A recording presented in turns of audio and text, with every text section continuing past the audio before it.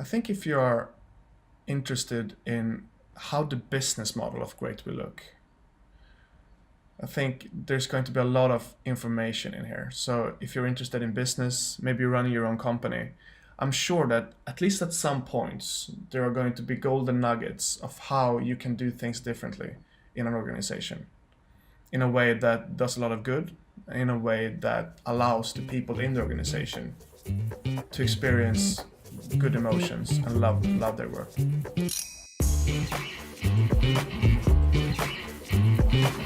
All right, let's go then. Eric, how are you this morning? We just had an amazing warm-up, so I've left the steel armor behind me that I felt this morning and getting back into it. We've been shaking our bodies, we've been all properly warmed up, but still it's early morning, so I don't want to overwhelm you with any too challenging questions. So what is the meaning of life, Eric? No, but that's easy. The meaning of life is growth. Growth one way or another, and growing together with your community. So thanks for that easy question. What would you say is the meaning of life, my dear friend? That was a quick answer, and I know one of your favorite things to do, and for the one listening, Eric have talked about this before. You you love building stuff. It's one of your favorite things to do. So before I answer the question you gave back to me, so would you say then that growing a company like Great is something that is one of the more meaningful things you can do with your life? Yes, I truly believe. I think that it combines the two. So I love building things, and that comes from a pure energy of passion. It's the energy of a child playing. There is no real purpose with it other than the passion of doing so. So that comes from one end, and then all the meaning comes from the other end of actually accomplishing something that makes life better for the people around the project. So both involved in the inner circle of the project, like you and I talking about it, and also just the next circle, which would be your family and your friends who are affected by how you feel. Sorry. And then all the people we want to affect with the project outside of the inner circle. So yeah, I believe it's one of the most meaningful thing I can do. Cool. So in today's podcast, take some time, Eric. Take some water. I'll talk for a little while. I tried to mute the microphone, but apparently failed. Ah, man. Cool. So in today's podcast, we're going to talk about what kind of vision you see for Great and what is the most meaningful project you can build. And I think those three circles you described right now, I would love to take some more time to go a bit deeper into each one of them as we go on. But so I guess you want to build something then that is as meaningful as possible for you. So what would you say is the grand objective with an organization like Great? Our grand objective is to do as much good as we possibly can. So we want to have the most positive effect on the most possible number of living beings, plants, animals, humans, you name it. So we want to see the most positive effect we can possibly see. That's kind of the end goal with everything. Cool. I want to go into a challenging question here because I don't know the answer to this one. And that is that I'm also of the opinion that I would like to do as much good as possible. And in a perfect world, I would like to treat someone that lives in a country I've never been in maybe Africa, equally to someone that is my neighbor here in Sweden. But I'm not quite there morally yet. So let me guess now that you would prefer helping your girlfriend more than your family, more than some random person in Sweden, more than someone in a distant country, more than an animal. So what is your perspective on that? Is everyone equal for you? Oh, of course not. The animal is worth more than my girlfriend. Don't tell her that. No, I think it makes perfect sense. In a completely rational world, a life is a life. My world isn't completely rational. I doubt that your world is completely rational. Mm-hmm. So in an emotional world, then it's completely rational to prioritize your girlfriend over an animal you've never met. So I believe that the challenge is to find the balance between these two. how do you do enough for the people far, far away from you and at the same time stay emotionally engaged? And I believe that if we take the extreme example, person I've never met in a country far, far away versus my girlfriend, who I spend every day with, every night with. If we can even take this into a completely rational decision. If I would not give her my full attention, if I would not make sure that she survived first, I would not be able to emotionally, physically, or whatever help someone else, because I would be in deep shit. So the first thing I would need to make sure is taken care of is myself. And the reason for that is if I'm not in shape, if I'm not happy, if I'm not healthy, if I'm not feeling well, I cannot help anyone else. It's the same reason on the airplane they tell you to help yourself before you help your kids. Because if you don't help yourself first, you're not going to help anyone else. So, yeah. That makes a lot of sense. So then you described it as circles, which I think is a good metaphor to describe this. So you want great to do as much good as possible for different circles in your life. And I guess beginning with the most inner circle, which would be you. What is your vision for how great will shape the course of your life? I get goosebumps from that question. That's a good sign. I was pretty proud of that question. Yeah. I'm going to take a proud pose if you're watching this on camera. Oh, you look so proud. My brother usually tells you that your nose is shining if you're looking too proud. It's like, oh, your nose is shining. You're Rudolph. So yeah, right now Emil is Rudolph.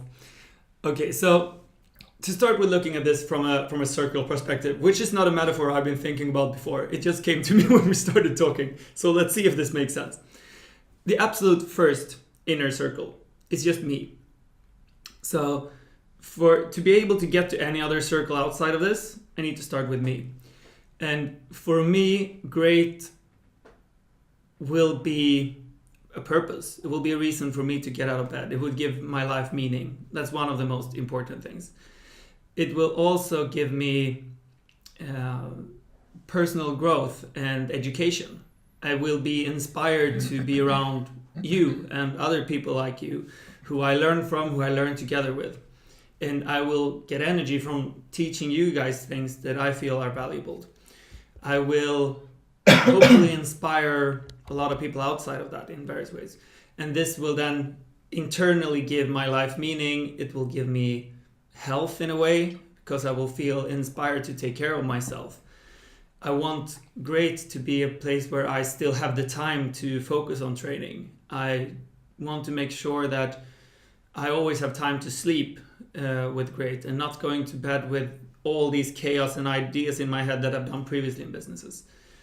So to me, it's important that I will be able to maintain a perfect health kind of through this, because if I don't do that, then nothing else works.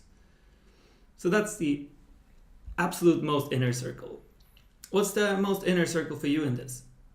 Cool. I think this segues nicely into the second circle, which would be the people working around you, which would be me. And that guy. And I think what you personally want becomes really important for me as someone working with you. Because to me, one of the things that is what I like the most about Great is that there is a priority that the employees should feel good, shouldn't be overworked, shouldn't be stressed, that there should be an opportunity to be very flexible, to be able to work when you want, from where you want, and to have, I think that core value that the employees should like working at this company, should feel good here, should want to be here for a really good long time. I think that's one of the main reasons why I am very interested in this project. And to me then it becomes so much easier to relax in that if you as the most inner circle of the company is doing that first and showing how that is a priority. So would you elaborate on why you think this is important in a long-term perspective for the second circle? People working around. So let's go back in time for a bit. I'm working with my previous business, Catena Media, and the year is 2015. I'm at an entrepreneurship event for young entrepreneurs of Sweden, and we're sitting in circles. We're supposed to discuss our problems in our company. And we start talking about everyone else's problems, and that's fine. And then I get a question: What's bothering you, Eric? I'm trying to answer, and I physically can't. I just start crying. I breathe for a bit. We talk about some other things, and then I get another question, and I physically can't answer it. I'm trying to. The words just won't come out. It's like stuck in my throat. I can't even talk about my problems. And this was the shape I was in during during the most intense year of Catena. And just realizing what that meant, seeing what that did to me, seeing what that did to the people around me. When my parents called me and asked, "How are you?" And I answered that with like, "I'm really bad, Mom, but I don't want to talk about it." And just thinking back, and how did that feel for her to hear, having no way to help me? And just feeling that I don't ever want to be in that situation ever again, and I don't ever want to put anyone else in that situation or be the person around someone in that situation. So the core in this comes from having experienced that and feeling like, whoa, that's not good. That's really not good. So then I've asked myself, what's the opposite of that? And how can we build something that is the opposite of that?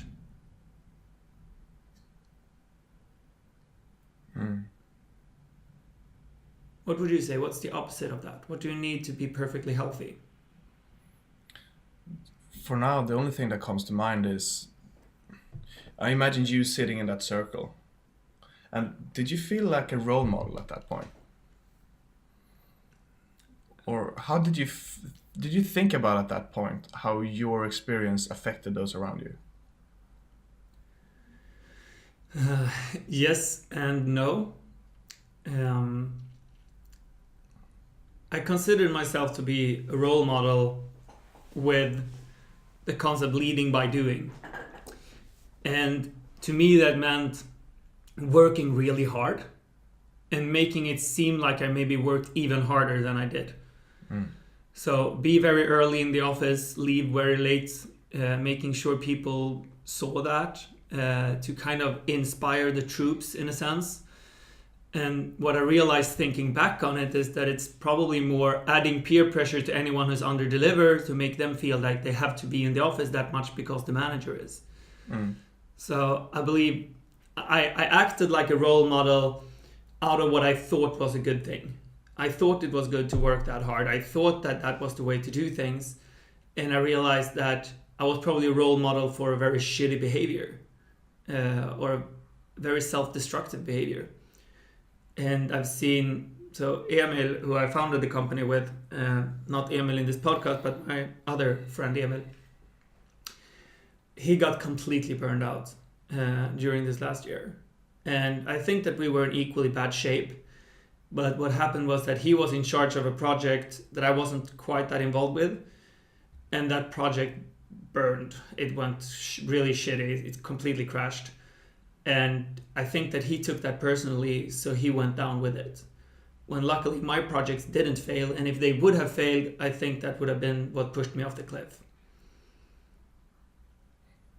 And yeah, I just, no one should go through that.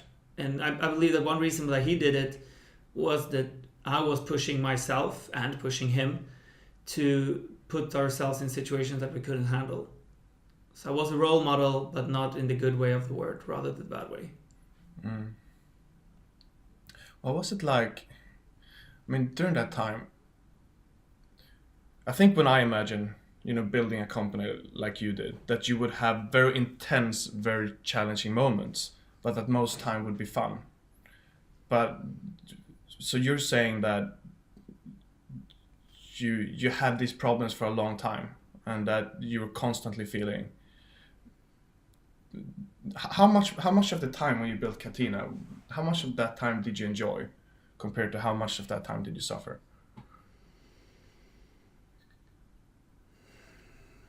My mother told me once that, well, she told me lots of times that she was worried that I would get burned out.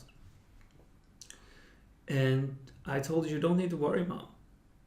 I'm not going to get burned out. I'm having so much fun. And her answer was, that's exactly why I'm worried.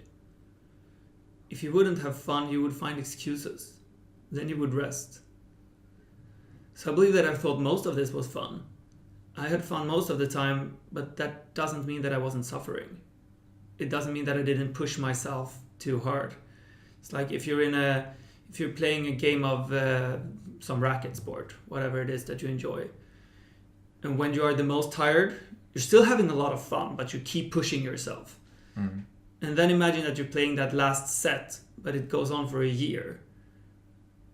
It's probably fun in a way, but it's way more than you can handle. At least it's way more than I could handle. See, it was fun most of the time, but that's not the same thing as me handling it well. It's like using a credit card for many, many years. Yeah, it's fun to use the credit card. Yeah, it is fun. You realized that it was a lot of fun for you personally building this company. But what was lacking was that element of being able to restore yourself, to be able to get rest, to be able to also have the health, both physically and emotionally. So how does that, to go back to the original question, how will that change things that you will arrange Great for you and for the people in the second circle, the people working at Great? What will be different this time? Yeah, so let's go back to my question to you there as well then. What would be the opposite of this? How do you create an organization where this will never happen? First word that comes to mind to me is flexibility. At least I work that way. Maybe not all people work that way, but I have a naturally high work ethic, and I want to work like all day, every day at some periods. But then if I get too tired, or maybe something traumatic happens in my life, then I would like to be able to work less for a period, or have the flexibility to take a vacation or a day off. And if that happens, if there is that flexibility, I think I at least feel safe that I won't go too far. I'm not sure if I would trust myself in a 9 to 5 environment. Yeah, and But I haven't experienced that though, but still. What you're touching upon there, I think is key. So flexibility is key. And also with like 8 to 5, 9 to 5 kind of thing.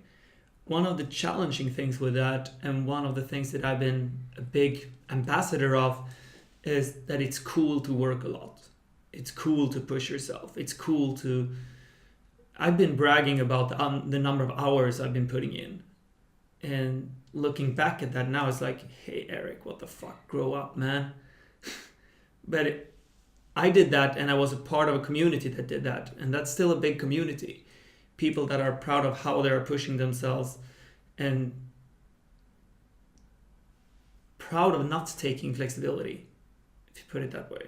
But I completely agree with you. Flexibility is one of the most important things in this. What else would you say matters?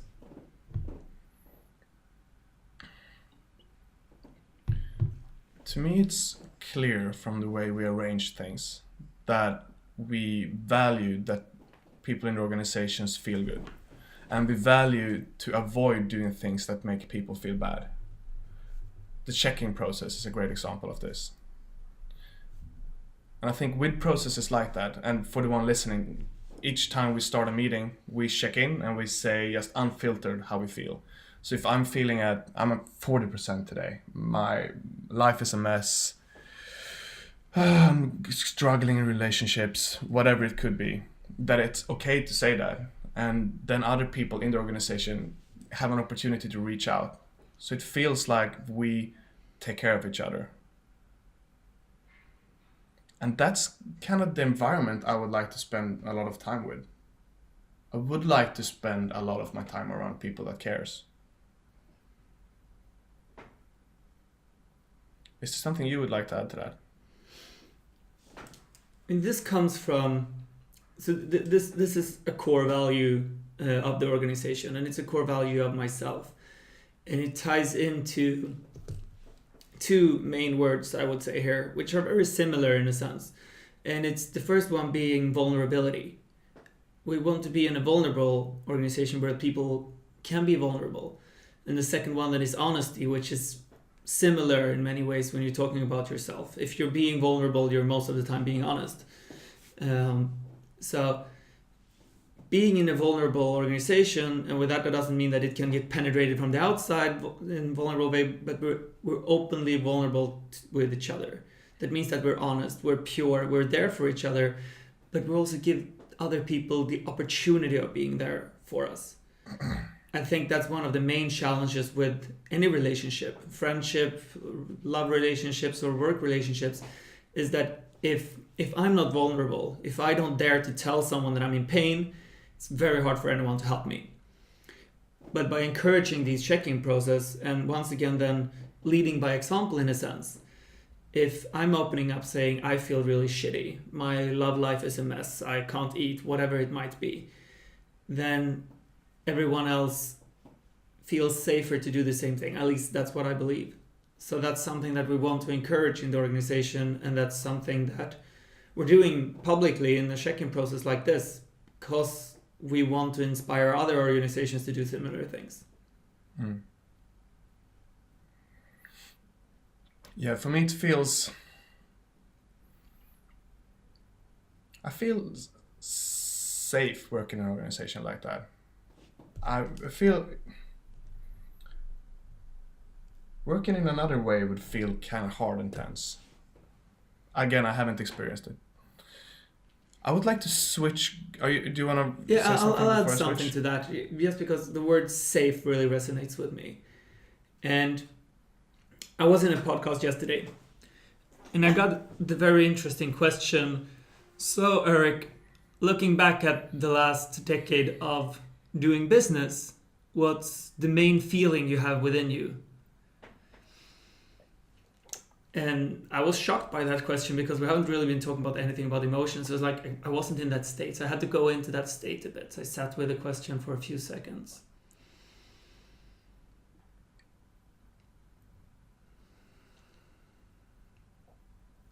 The main answer that came up within me was fear. That was actually the main feeling that I've had all this time. And it struck me then, I think that a part of that comes from fear of not delivering on targets, fear of letting investors make them disappointed, fear of letting go of an employee, that fear of dealing with all these people and making them feeling bad. And one part of it is pushing myself out of my comfort zone. And I think that the comfort zone part is good. You need to push yourself out of there. And there is always going to be some fear with other things. But if the core feeling, as you're mentioning now, is to feel safe, I think that you will dare to go outside of your comfort zone a lot more. You will dare to deliver on these things. You will dare to do these things. But you will always be able to come back to a safe place. And looking back then now during my life with previous businesses, I haven't had that core feeling.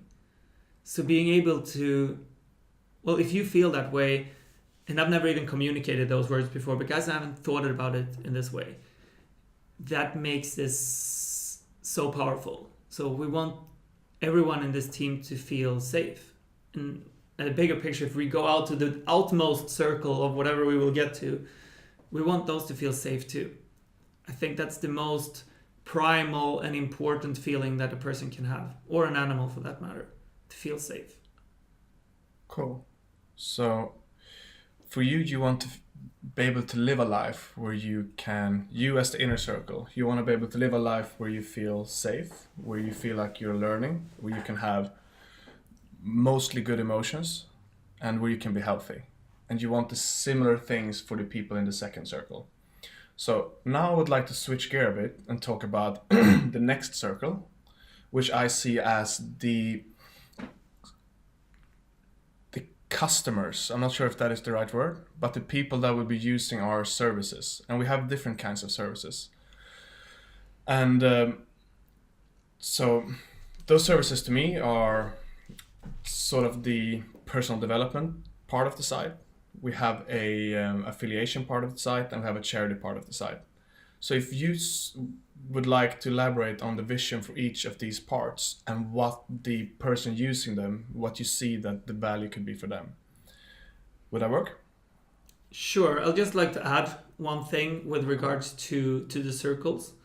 So if the innermost circle would be me, the second circle would be the team and everyone working in Great. I would say that the third circle is our families and our closest friends, because I believe that they are so impacted by how we feel, especially our families.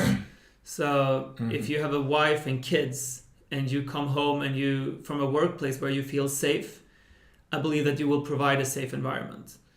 If you come home from a workplace where you feel scared and overly stressed, I believe that that's what you're gonna give your family. So I think that third circle is a very, very important layer where we impact twice as many, if not 20 times as many people as we're actually in the organization just by being here. Yeah. So I think that's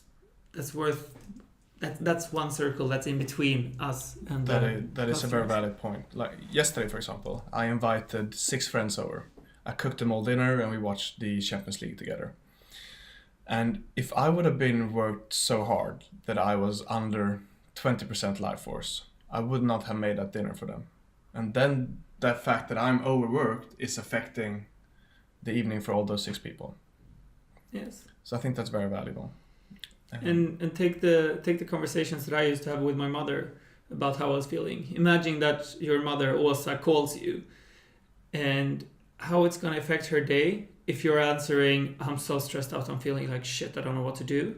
Or, I'm so energized, I'm feeling so good, I'm so proud of what I'm doing, mother. This is the best time of my life. Just the effect that has on a mother. Or then the people around your mother, how she's going to feel thanks to this. Yeah. And so that we can have space to focus on the people that we love too. Because she might be having problems. Exactly. There's so many circles around each of these circles that I think it's okay, cool. Yeah, so ripple effects. Third circle is family, and maybe sort of the closest community around Great as well. People we might affect. Friends and family. I agree. But let's switch to the next circle then, which would be the people that use our product. How do you see that you could do good for them? If we start with the content part. Okay, so I'll do a very quick overview of these different sections, and we'll start there, and you can ask me where to go. So, as of Great today, we will have 4 different parts, which could be seen as 4 completely different projects, but they will all be on Great.com. So the first one is what we're developing right now. That's Great.com / organization, or whatever we're gonna call it. That's what we're doing now with these calls, how we share our community thoughts, how we share our values, how we share our check-in processes, with the idea to do the most possible good for other organizations out there and their teams and their circles. And that's the only part we're delivering right now. Then we have the commercial side of the business. That's going to be product focused on making money in various ways. And we want to do that by creating long-term products that will do the most possible good over time, where we never take any shortcuts to have something out as fast as possible or make money today rather than in a year. So we want to make sure that the visitor and the customer is in the first place rather than making short-term decisions. So that's how that part will do the most possible good. And then we have the charity service, where we will want to help charity organizations to make it clearer what their purpose are and how to donate money to them, but also make it easier for a visitor who wants to donate money to understand the differences between various causes and how those different causes how you can take the philosophical decision of helping children or adults or animals or whatever it is to guide people through that. So that's going to be a completely different circle, well, different part of this. And then we want to have one which is based on educational content in a sense, where we want to create so much content about everything we think is important, or everything we believe can do a lot of good, and not do it in a commercial way at all. There will not be any ads, not any clickbait articles or whatnot. Just going to be guides made by the best people we can find of how to sleep better, how to communicate in your relationship, how to eat healthily, how to meditate, whatever it can be that we can come up with. Think the best articles there is on Wikipedia, but in a guide format rather than in a just Wikipedia structure. Cool. Awesome. Now we have a very clear overview. So are you ready for some inception? Go. All right. Minute podcast in the minute podcast. And I'll frame this so that Fredrik can cut it out later. So Eric, if you would explain what is the value you see Great giving to other organizations? And I'll do it like this. If you could pick the 3 most important things that you would like to inspire other organizations to do, what would those things be?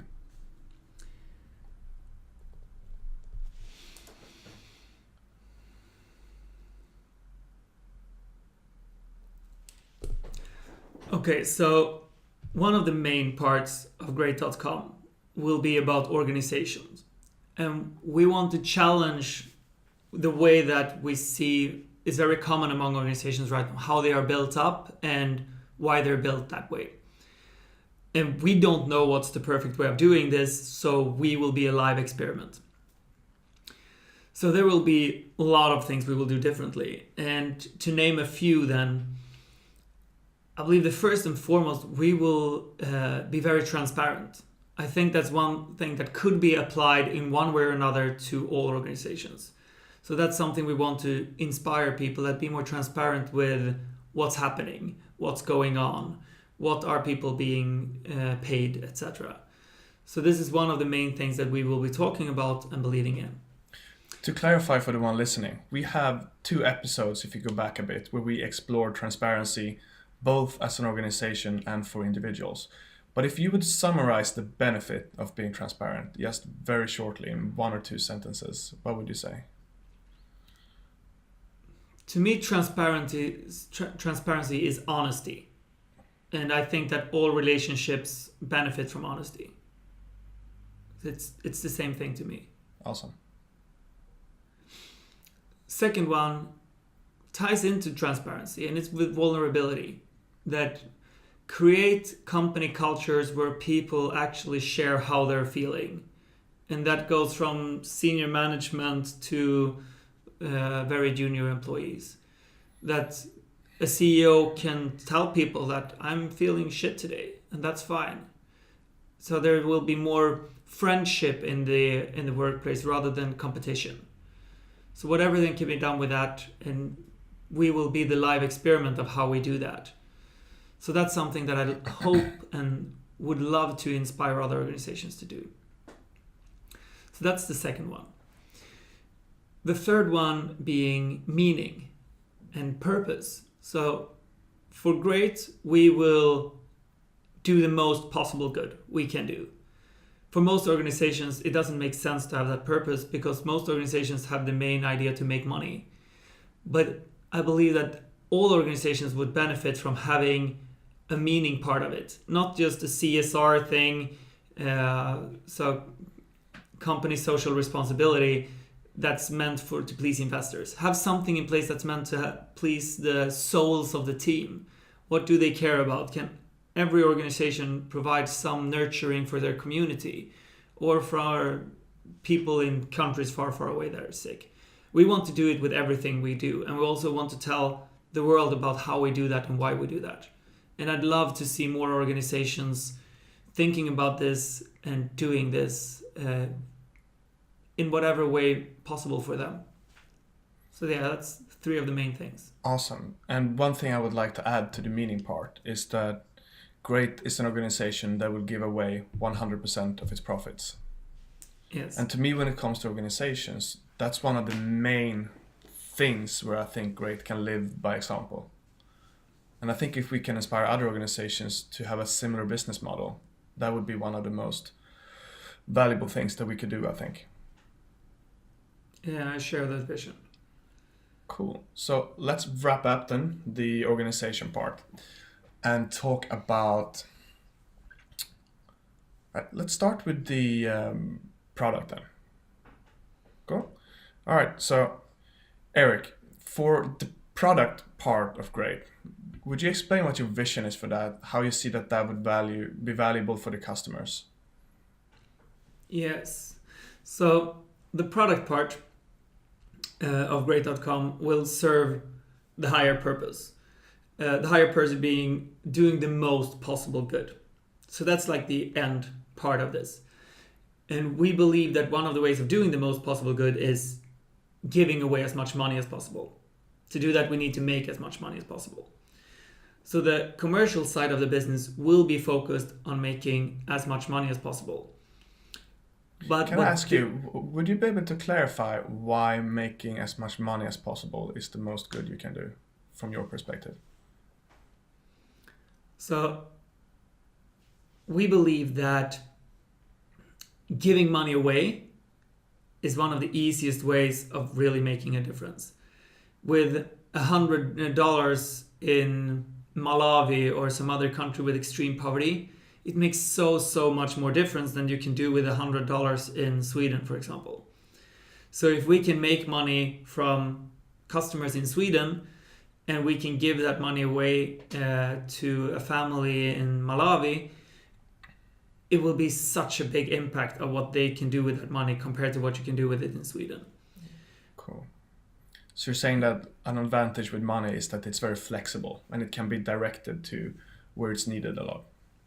Exactly. So it's very tangible, it's very flexible, and it can make quite little money can make an extreme impact for the people that suffer from poverty in the poorest countries in the world. So it's quite easy to flex and do this and change it. So yeah, that's now if we want to give away the most possible money, we need to make the most possible money. And I believe that the best way to make the most possible money is to create the product over a long period of time that clients really want. And this is another challenge for most organizations out there. It's very common that you work on a target that's 3 months into the future and maybe a year into the future, because a company needs to please their investors, company needs to please whatever staff bonuses there might be. There are all of these targets that should be met in a short term. We want to do something that's just focusing on the long term. We want to make those decisions because this is a life project of ours. We don't want to have targets 3 months into the future.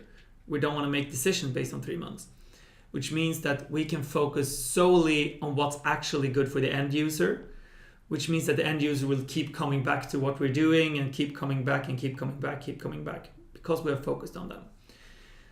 So the first product we will do will be about casino. The reason for that is that if we want to make the biggest impact, we believe that a good place to start is where I already have a lot of knowledge. I've been doing this, I know this. It will make it a lot faster to get started, to actually get to this point.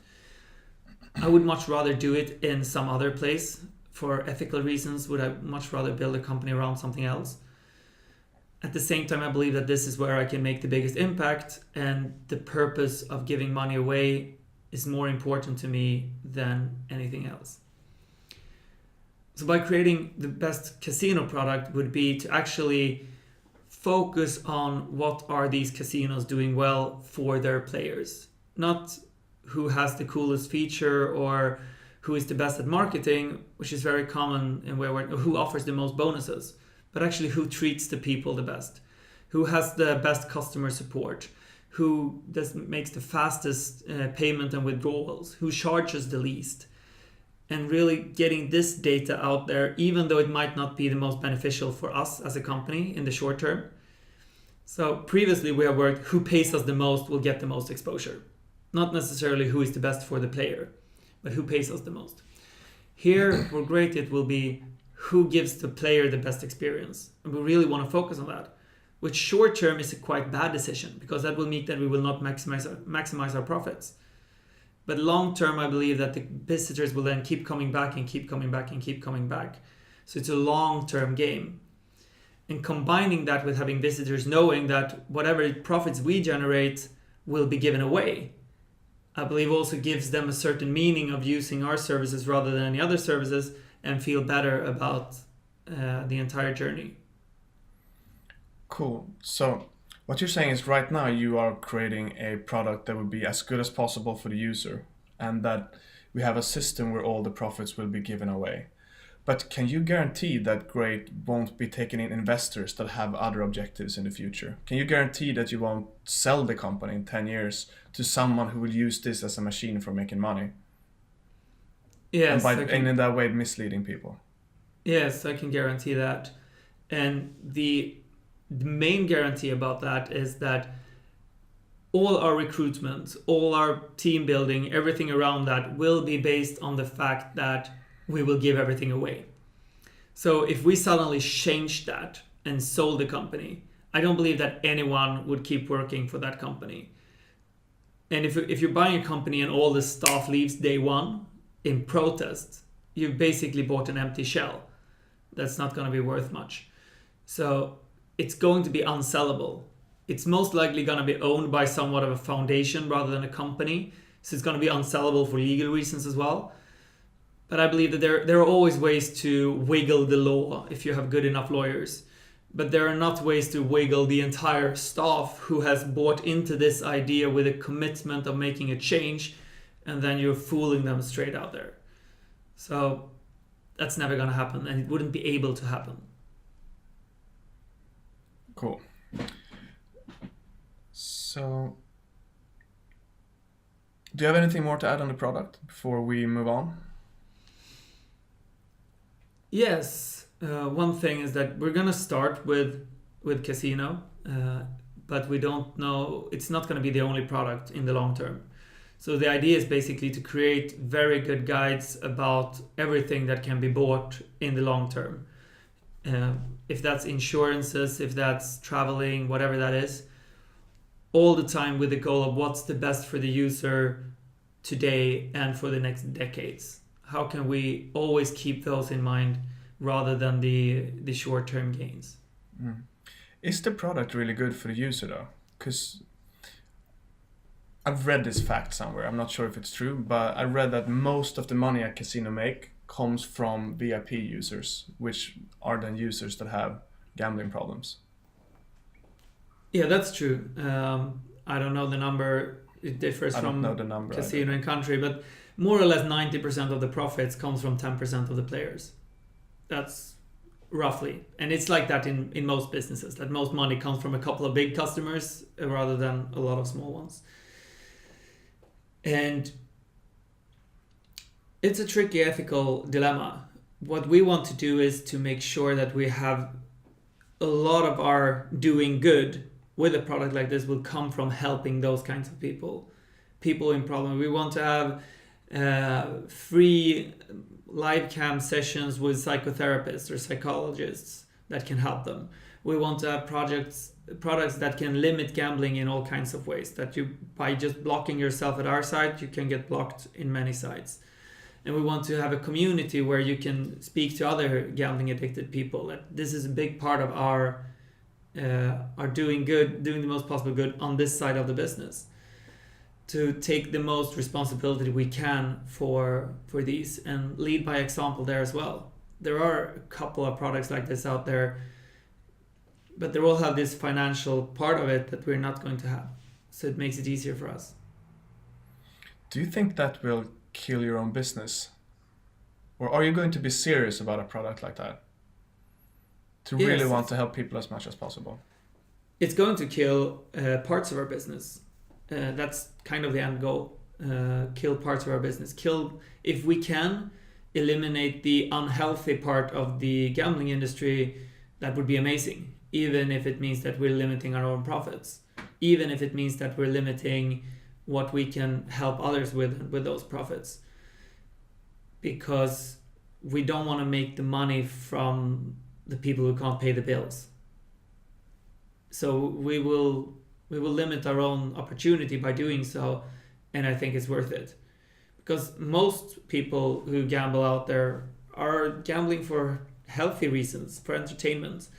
They buy lottery tickets, they play bingo, they bet on the last Manchester United game, and they don't bet more than they can afford. And those are the people we want as customers, not the ones that are spending more money so they can't pay rent. Cool. I'm sure we'll dig deeper into this topic at one point, but I would like to move on from here, unless you have something final to say. Yeah, so we can cover all the circles. Cool.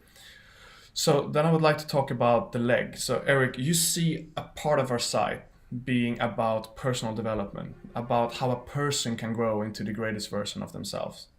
How is that part of the great.com domain going to look like? So this comes back to myself, I would say. I'm a very curious person. I want to learn, I want to grow. And I think that it's hard to grow in a lot of topics online. It's hard to differentiate what's good, what's bad, what's actually sponsored content, what's content with some other subtext you can't really see and should benefit someone. And I believe that education is one of the most powerful things you can do to change things. So we want to have a part of the site which is solely focused on educating people on things that can help their lives, and in a way where it's as trustworthy as it possibly can be online, because there's not going to be any ads, there's not going to be anything like that on that part of the site. We will have only commercial things on the commercial sector and nothing on the other side, even if we have a lot of traffic there. And focus that part then on, for example, having the most respected sleep experts writing a guide on how do you sleep better. What is it that you need to think about? What is it that you can do for tricks? How can you change this? And having that put out there. Same thing for how do you communicate in a relationship, which is something that's very close to my heart because I've had a lot of struggles with that in my own relationship.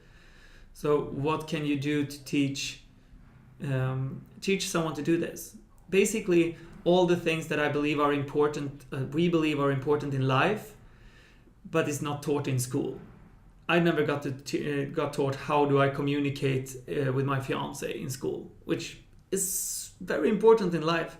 I never got taught how to sleep, which is very important. I never got taught what to think about if you're having a credit card. How does interest affect these things? And it's hard to find these kind of informations online that's not biased. How to break up with someone. The most difficult things ever. Yeah, I mean, how that's something that crushes people. Breakup is a great example. Probably, and now I'm just guessing, but probably one of the main reasons for suicide is breakups. And that's just a guess. That makes sense in my head. And still, we're not even taught how to think about these things. And I don't think you can even find, if you're Googling for it, and that's just another guess, you're probably going to find a guide from Cosmopolitan or something like that on how to break up. There's not going to be a good study and really good valuable tips. It's going to be someone who realized there's a lot of people looking for this, let's make money from them. So how is this part of the site going to positively affect the rest of the business model? Is it going to drive traffic to those other sites? Is it going to increase our Great's SEO power? What is the main benefit of that part going to be? So the main benefit is going to be to help people. The main commercial benefit is going to be part of building the great brand. So when people think about trustworthy and good products, they will think about the great brand and go to our commercial sections if they're looking for commercial things. Part of it is going to be with regards to SEO, which is basically the science of ranking high up in Google. a big part of that is trustworthiness. So the more trustworthy they are, the higher Google's gonna put your website, which means that when someone is looking for something commercial, they're gonna find our site. Would you like to explain that? Because I didn't understand the trustworthy part. So one part of the trust that Google is looking at are the number of links pointing towards something and the size of the site linking to you. So if we have a guide about sleeping, for example, and then a bunch of universities link to this site because it's supposed to help students sleep better, and that's very important to the university. This is very, very powerful links coming to you. Very, very powerful votes. If you get a vote from a university, that's much stronger than getting a vote from someone's horse blog or whatever. How is a link a vote? So Google reads the internet all the time. They have programs that read every single website on the internet. And one of the things that they do is that they count all the links. And every link is a vote in the Google algorithm. And the more links, the more votes a website has gotten to it from other places. So for example, this university would have gotten a lot of links from other places, while a horse blog might have gotten a lot less most of the time. Then the link going out from the university somewhere is going to count a lot of the votes that they got there. So basically it's power being filtered through these layers. So if we can attract a lot of those high quality links from universities, from governments, from whatever it might be, that will then benefit the entire part of Great to be a much more trustworthy site, and Google would consider it to be one of the top ones in different search keywords. And do you mainly want to rank high up on keywords that are related to casino? Or which keywords are getting more ranked depending on where the links go? So first and foremost, the power goes to the page where the link goes to. Mm-hmm. So if the link goes to the sleeping section is the one that will get the most power. And however, then you can redirect that. Yeah, part of the power spills out.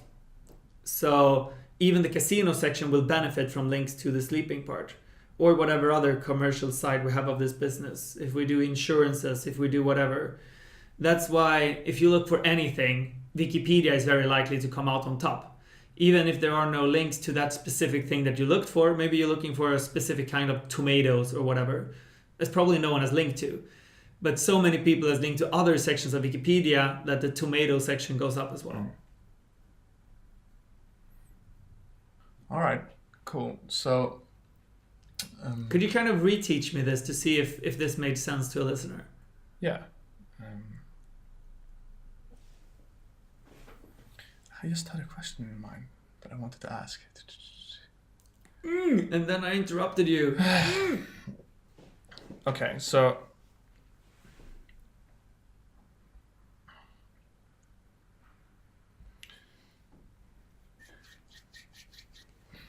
we played around, me and Eric, yesterday. How can we explain SEO in a very simple way? What did we learn? Nothing. Okay. We can't. Teach back. So in Great, we want to create a lot of good material that would benefit the users. And if a user is benefited by it, they might link to us, which is the same thing as they voting for us. They're saying what Great did is good, we vote for them as president. And the more votes we get, the higher up we get on Google for different keywords. And I assume that the main keywords we want to rank for then is keywords that makes us money, which would be keywords in casino. Well, it will be both. We really want to rank for the sleeping keywords as well, but not from a commercial aspect, just because we want people to sleep better. So we would much rather have our own content, which will be so quality focused, going on top than anything else. Cool. And this was my questions, because we're obviously competing with other different kinds of casino affiliations out there. So they are not creating content about how to sleep good. They're creating content about casino, I assume. So how will our ability to get votes be different from other business models when it comes to casino affiliation? So hopefully people will link to our casino product just because it will be the best casino product that will also give back money. Hopefully we'll generate a lot of links from newspapers, from casinos themselves, because we are a partner that gives away 100% of our profits. So hopefully already there we will get a lot of extra links and extra exposure. Other than that, those sections would be fairly similar in competition. But since we have all of these different assets that can get links from all other kinds, and that power will spill over to the commercial side, we can then benefit in ranking there as well. So there are lots of different things. And one of the things that Google focusing a lot about is what the word for that in English? Relevance. So how much of this website is about casino? So if we have two websites, one is only about casino, one is about casino and a lot of other stuff, then it's a lot harder to rank on the casino keyword, because Google is easier to tell what that's about. So parts of what we're doing will also be a big disadvantage for us, because it will be harder to Google to understand what this is about. But if we go back to the example of Wikipedia, Wikipedia is not about anything, and at the same time it's about everything, and still you will find it on more or less every keyword you will look for. So we're going more for the Wikipedia approach than the casino affiliation approach, which means, once again, it will be a much longer game. It takes a long time to build something like Wikipedia. But if you do it, and if you manage to, then you have immense power. Cool. I want to move on now, so we make sure we cover all the circles in one place. So I'll segue this like this. First of all, do you think Great will ever create its own casino? And do you see gambling to a company that gives away all of its profits somehow being a future way of giving to charity, where you have the option of winning as well? I don't think that we will ever do a casino.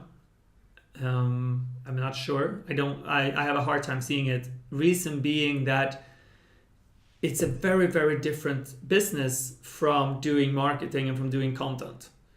So to be good at running a casino, you need to be good at customer support. You need to be good at developing games. You need to be good at integrating a lot of payment methods.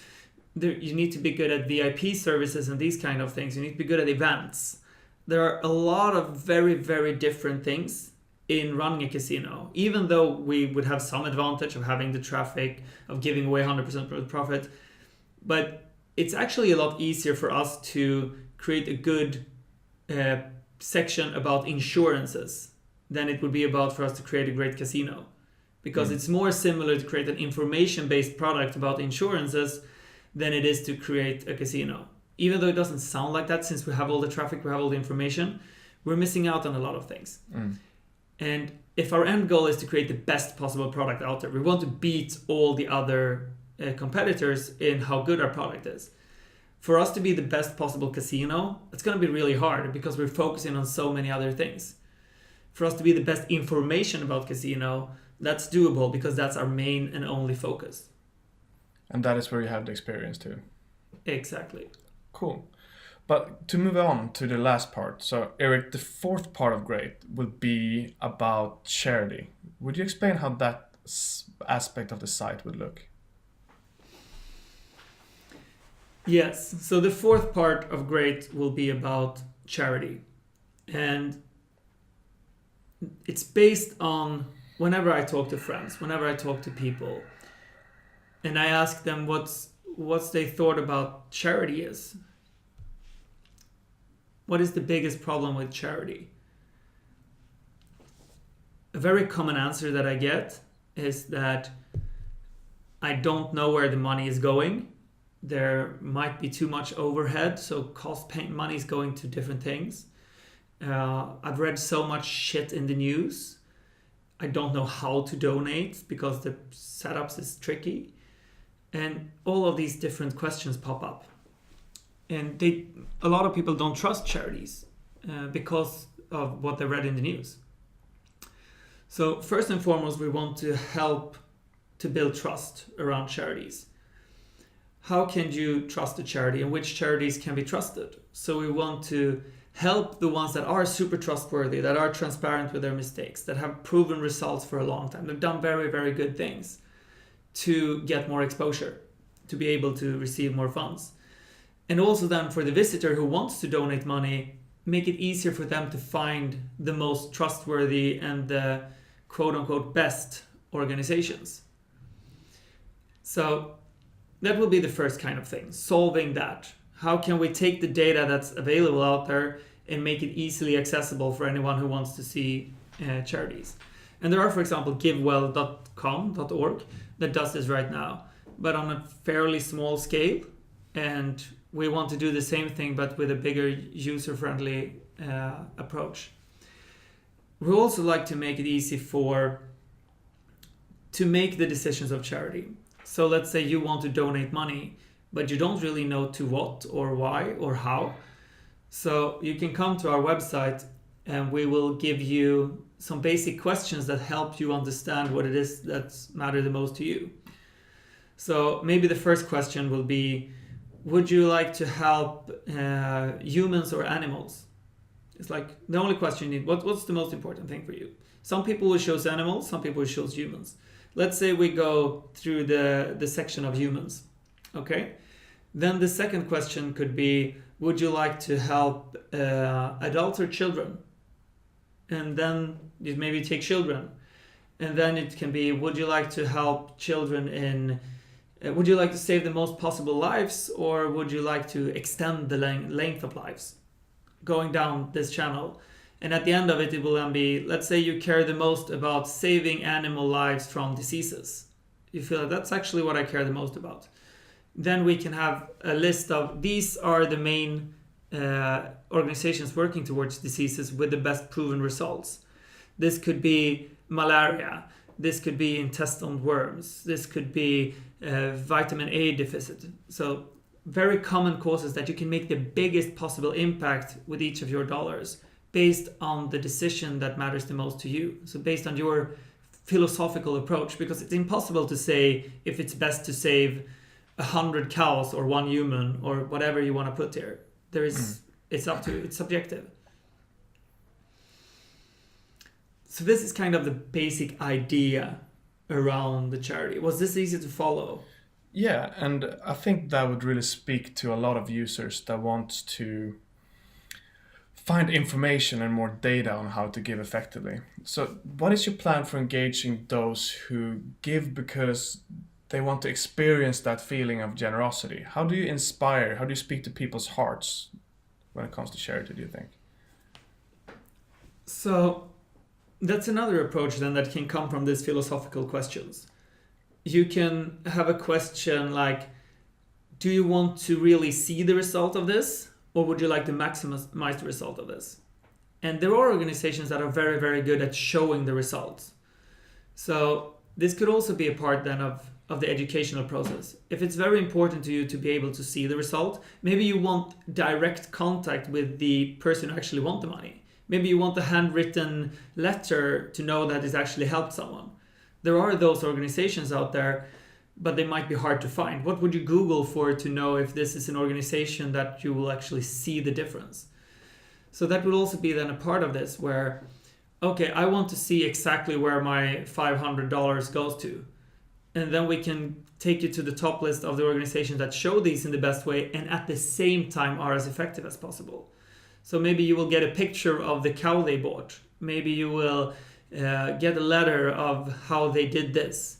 Maybe you will get to see the medical bill of what they bought for medicines. These kind of things. And there are organizations that do that. So if that's what matters the most to you, to actually be able to see and feel the result, then we want to help you to find those. Awesome.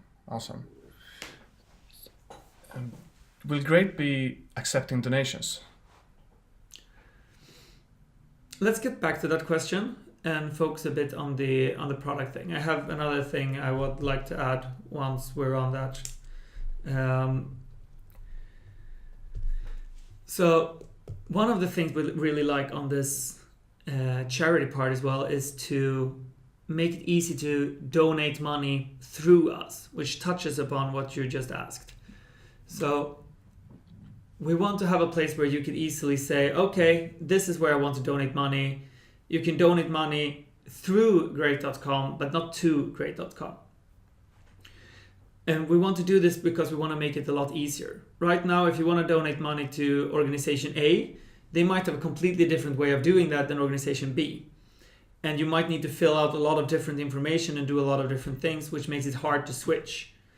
If we can create one place where you can always donate to us, and then we have already solved all the other things on the other sides, so the money just bounces forward, we don't ever take it. So in that way, we will accept donations. So more or less, we will facilitate donations. We will make it easier to donate. You will not be able to donate to Great as an organization in itself. We will not accept any donations, but we want to educate people how to donate. The reason for this is simply that we want to remain unbiased. We don't want anyone to feel that we are giving a decision that we are not standing for. We don't want anyone to question our beliefs or question our honesty. So we don't want anyone to give us money, but we're more than happy to educate where to give and show where we are giving.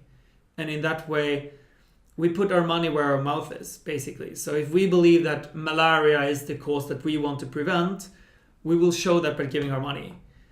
And it's a lot easier to stand in that truth and be completely honest with that if you're giving away the organization's money rather than asking for someone else to give their money to us. So if we say, we give our money to malaria, we think you should do that too. To me, that's very much more powerful than it is, hey, we need your money, please give it to us. It's very different. So no, we will never accept donations to us, but we will facilitate and make the donation flow a lot easier. So you can, in the future, maybe just have an app that says you want to donate $100 a month, and you can just tap in a button, you can change which organization you want to give it to each month without needing to fill everything in, without needing to do all of these things. And having it connected to the various tools. I think that's a very important thing, to lower the difficulty level to do a donation. And I also think you touched upon something there that I think is powerful, which is that we show where we're giving money, and then to inspire other people to give publicly. I think there's a huge benefit to giving publicly. How do you see that? So I've donated quite a lot of money over the last couple of years.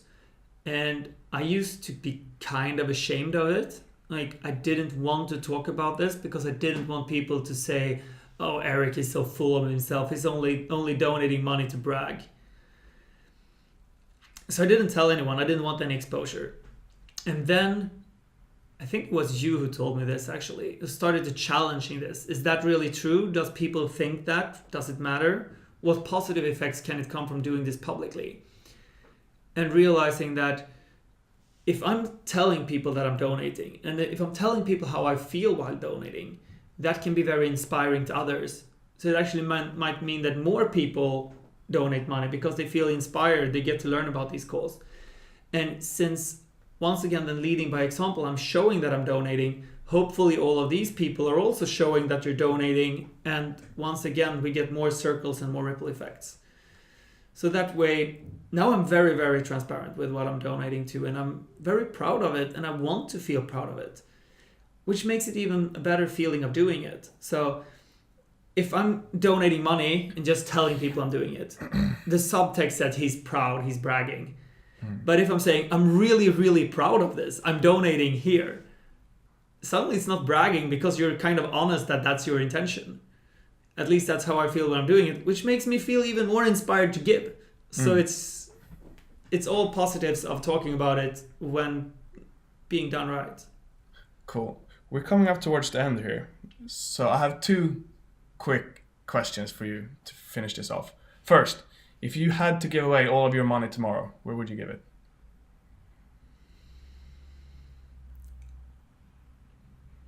I would probably give it to Founders Pledge and let them make the decisions going forward. So I would give it to someone I trust who can make the decision with more knowledge than I have at this very moment. Cool.